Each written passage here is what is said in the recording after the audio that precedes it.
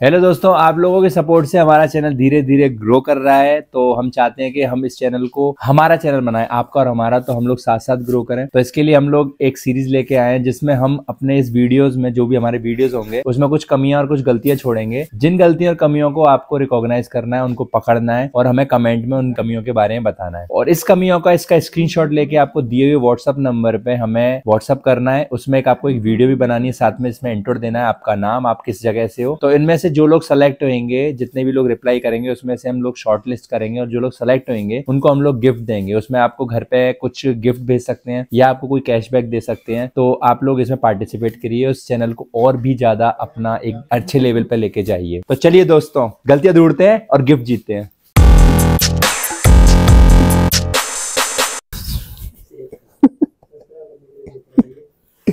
मैं ये बोलिए, अब कहते क्या है यार, टैंक बनते हैं, देश के लिए टैंक बनते हैं। जेब्रोनिक्स की, नाम क्या है इसका? हो गया।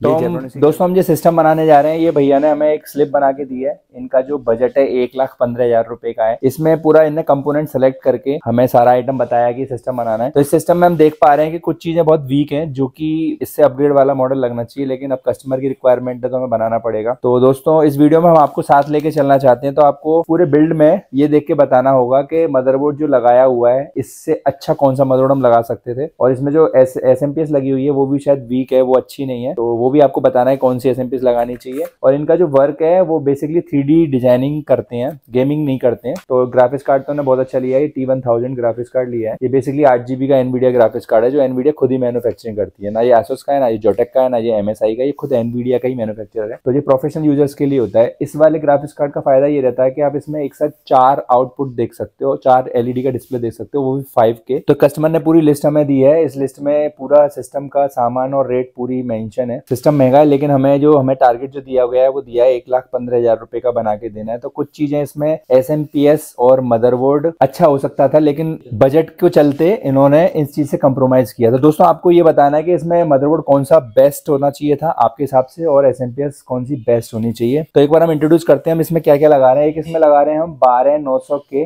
i9 प्रोसेसर होता है। ये अप टू 5.2 गीगाहर्ट्ज का जाता है। इसमें 30 MB की कैश मेमोरी होती है। इसमें 8 कोर होते हैं परफॉर्मेंस और 8 एफिशिएंट कोर होते हैं। टोटल 16 कोर का प्रोसेसर होता है, 24 थ्रेड्स होते हैं इसके अंदर। इसके साथ लगा रहे हैं DDR5 का सिंपल बोर्ड है, ये MSI का Pro B760ME। ये DDR5 सपोर्ट बोर्ड होता है। बोर्ड अच्छा लगा सकते थे, बजट के चलते ना ये बोर्ड सेलेक्ट किया है। और ग्राफिक्स कार्ड जैसा मैंने बताया है, बेसिकली गेमिंग के लिए नहीं ले रहे हैं। इनका प्रोफेशनल 3D आर्किटेक्ट है, 3D वर्क करते हैं। जो पुल वगैरह बनते हैं, जो आर्मी में टैंक बनते हैं, उनकी जो डिजाइनिंग बनाई जाती है, ये बेसिकली कंपनी वो काम करती है। तो बेसिकली जो इनका काम है, मेन काम इस ग्राफिक्स कार्ड का ही है। तो जो प्रोफेशनल यूजर्स के लिए तो ये ग्राफिक्स कार्ड यूज किया 8GB का T1000 DDR6 ग्राफिक्स कार्ड है। और इसमें लगा रहे हैं हम XPG का 32GB का सिंगल स्लॉट DDR5 5200 मेगाहर्ट्ज का। इनका बेसिकली जो है नेक्स्ट वीक इनको रैम 96GB करके जानी है, तो इनको 32GB की 3 रैम लगानी है। अभी फिलहाल ये एक रैम लगा के चल रहे हैं। और इसमें कूलिंग के लिए एयर कूलर लगा रहे हैं। एक्चुअली इनका जो चैम्बर है जहाँ पे सिस्टम यूज करते हैं, पूरा AC है फुल्ली, क्योंकि इनका बहुत बड़ा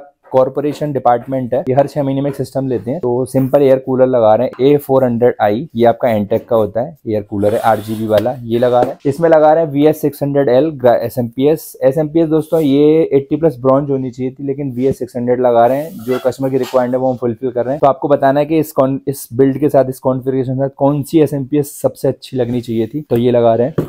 विंडो इंस्टॉलेशन और सॉफ्टवेयर के लिए हम 500GB का NVMe क्रूसिल की SSD लगा रहे हैं, जबकि इनको जनरेशन 4 लगानी चाहिए। तो आपको बताना है कौन सी SSD सबसे बेस्ट इसमें रहती, लेकिन फिलहाल हम ये लगा रहे हैं। डेटा के लिए 2TB की वेस्टर्न डिजिटल हार्ड डिस्क लगा रहे हैं। WD ब्लू कलर अवेलेबल नहीं है, तो हम पर्पल लगा रहे हैं। ये 3 साल वारंटी का प्रोडक्ट होता है, 2TB SSD होता है। सिंपल कैबिनेट लगा रहे हैं। कैबिनेट में 3 फैन है, तीनों फैन 8GB है। ऊपर मोड दे रखे हैं, फैन को स्लो और तेज करने के लिए एक बटन है, और इसमें ऊपर USB 3.0 वगैरह के बटन है। कैबिनेट का लुक बड़ा है, बड़े साइज की कैबिनेट है बेसिकली। बगल प्लास्टिक है, पीछे इस तरह का लुक है। तो सिस्टम को हम बिल्ड करते हैं। चलो दोस्तों, सिस्टम को बनाते हैं, देखते हैं किस टाइप का बन के तैयार होता है, किस तरह की परफॉर्मेंस आती है। तो शुरू करते हैं। तो सिस्टम को असेंबल करना शुरू करते हैं। सबसे पहले हम खोल लेते हैं इसका मदरबोर्ड। ये जो मदरबोर्ड MSI का Pro B760M ही है, इसकी अनबॉक्सिंग कर लेते हैं।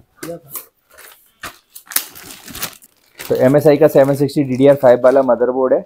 सिंपल मदरबोर्ड है, 2 स्लॉट देती है कंपनी क्योंकि ये स्टार्टिंग मॉडल है। DDR5 में 7 सीरीज में एक ग्राफिक्स कार्ड लगा सकते हैं। NVMe का ही सिर्फ 1 स्लॉट है इसके अंदर, 4 SATA की स्लॉट है, 4 SSD है, 4 हार्ड डिस्क एक्सटेंशन लगा सकते हो। USB 3.0 का जो फ्रंट पे होता है उसके लिए पोर्ट दे रखा है, बाकी आप देख सकते हो। सिंपल बोर्ड है, HDMI का पोर्ट है, VGA का पोर्ट है, USB 2.0 के 4 पोर्ट है, 3.0 के 2 पोर्ट है, PS2 वगैरह लगा सकते हो। लैन है, गीगाबिट लैन होती है और 7 चैनल का साउंड कार्ड है, 3 साल वारंटी में आता है। और ये अपन खोल लेते हैं प्रोसेसर। जैसा मैंने आपको बताया, दोबारा रिपीट करते हैं, ये i9 का 12 जनरेशन प्रोसेसर है, इसको बोलते हैं 12900K। ये अनलॉक एडिशन है। इसके अंदर जो स्पीड होती है मैक्सिमम 5.2 गीगाहर्ट्ज तक प्रोसेसर जाता है ये।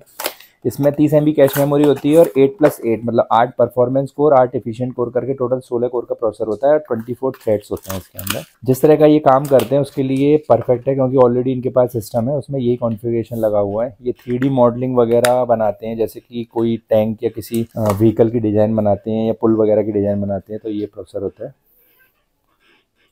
तो प्रोसेसर को लगा लेते हैं। सबसे पहले इसमें कट का ध्यान रखना पड़ता है, ये कट मैच होने चाहिए, इसमें थोड़ी सी भी गलती आपको भारी पड़ सकती है।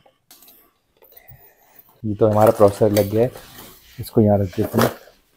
नेक्स्ट है आपका एयर कूलर खोल लेते हैं। एयर कूलर आपका एंटेक का 400i है। ये RGB लाइटिंग का सिंपल कूलर है। जैसा कि बताया, इनका जो जहाँ सिस्टम लगे होते हैं पूरा इनका एक ऑफिस है, तो वहाँ पूरा AC का पूरा रूम है, तो इनको ज़्यादा हीट कूलिंग की जरूरत नहीं है।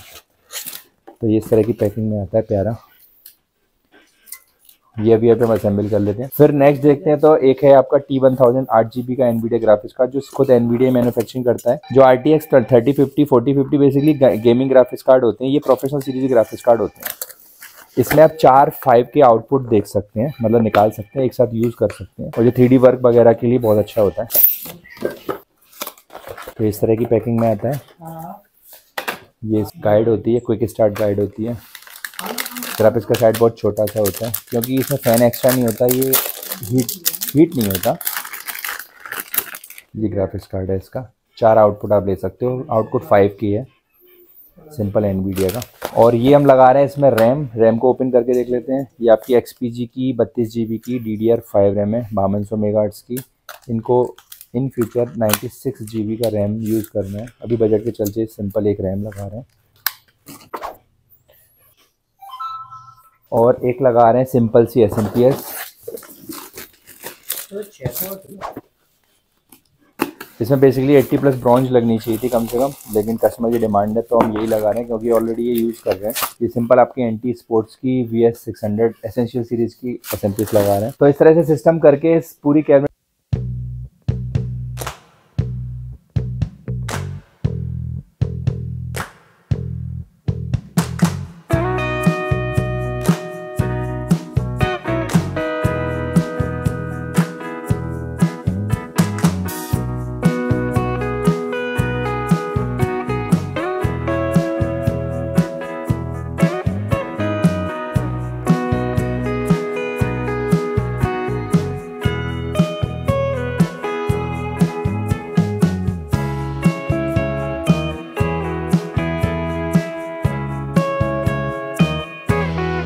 रैम लगा दी है, इसमें ग्राफिक्स कार्ड लगा दिया है, तो इसको अभी कैबिनेट में कस के रेडी कर लेते हैं। ये जेब्रोनिक्स की कैबिनेट पसंद करी है, एथीना प्रो। इसमें 2 फैन होते हैं आगे, 1 फैन होता है पीछे।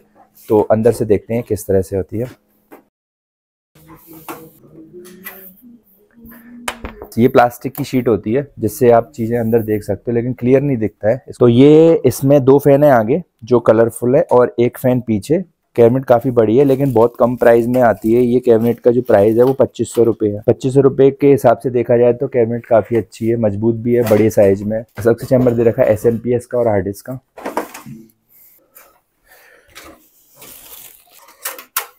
तो ये इसके अंदर चलता है, ये गया इसके अंदर SMPS।